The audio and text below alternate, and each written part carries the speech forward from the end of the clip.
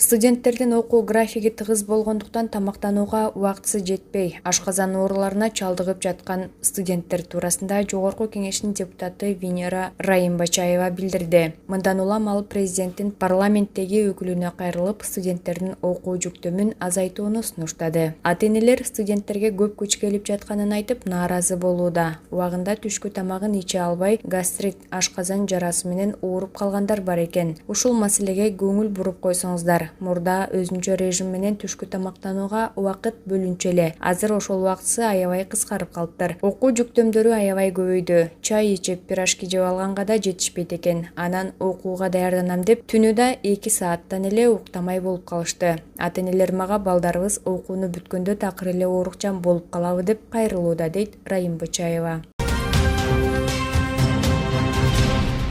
Белгилүү травматолог ортопед Сабырбек Жумабеков чуулгандуу окуядан соң өзү билдирүү таратты. Ал өзүнүн социалдык тармактагы баракчасына тез жардам ооруканасында өз ишин кадимки тартипте улантып жатканын билдирген. Сиздерге билдирип кетким келет. Биздин жумушубуз кадимки режимде уланууда. Күн сайын 5-6 операция жасап жатам.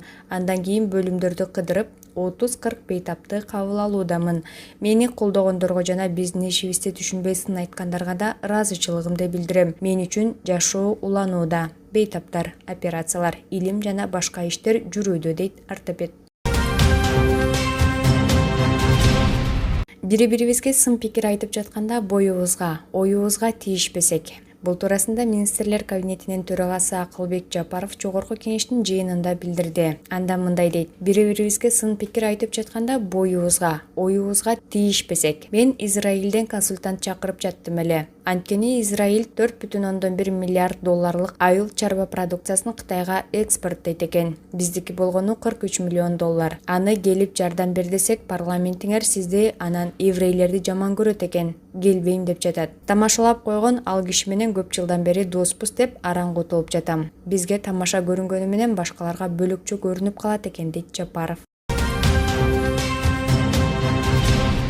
Мага олигархтар, миллионерлер чалып алып коркутуп жатышат. Бул туурасындагы маалыматты Саламаттык сактоо министри Алымкадыр Бейшеналиев билдирди. Анда мындай дейт: азыр мага олигархтар, миллионерлер чалып алып коркутуп жатышат. Ошон үчүн мен 10 күн мурун эле журналисттер мага жардам бергиле деп айткам. Сабырбек Жумабеков мындай эле: бул жерде 17 миллионер Бейшеналиевди жок кылабыз деп чыгат. Себеби талапка жооп бербеген окуу жайларды менден башка эч бир министр жаба албайт. Ошон үчүн мени сакташыңар керек. Эгер мен жок болсом, бул система кайра эле келет, дейт Бейшеналиев. Буга чейин өлкөдөгү талапка жооп бербеген 17 медициналык окуу жай жабылаарын Алымкадыр Бейшеналиев билдирген. Бүгүн 17 февралда Саламаттык сактоо министрлиги жабыла турчу медициналык окуу жайлардын тизмесин жарыялады.